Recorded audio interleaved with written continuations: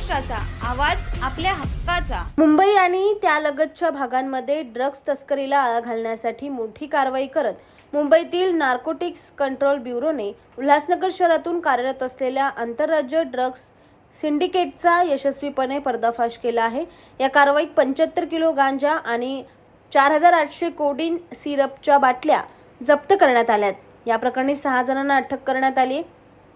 उल्हासनगर स्थित एक सिंडिकेट आंतरराज्य स्तरावर बेकायदेशीररित्या CBCS बाटल्यांची तस्करी करत असल्याचे आढळून आले।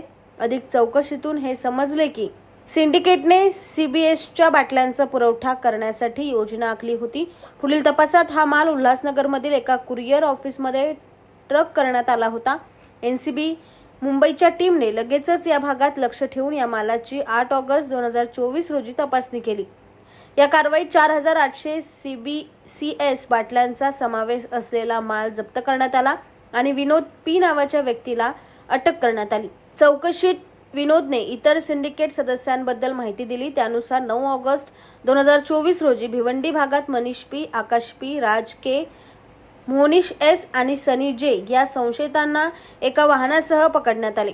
वाहनाची तपासणी केली असता प्रवासी बॅग, ट्रॉली बॅग आणि गोणींमध्ये 75 किलो गांजा सापडला। याचबरोबर पूर्वीच्या बेकायदेशीर ड्रग्ज विक्रीतून जमा केलेले 1,18,860 रुपये देखील जप्त करण्यात आले।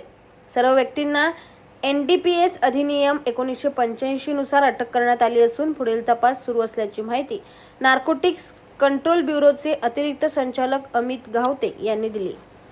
तुमच्या परिसरातील काही घडामोडी किंवा समस्या असतील तर आमच्या वृत्तवाहिनीला संपर्क करा आणि तसेच सतत अपडेट राहण्यासाठी आमच्या वृत्तवाहिनीला सबस्क्राइब करा आणि बेल आयकॉन दाबायला विसरू नका।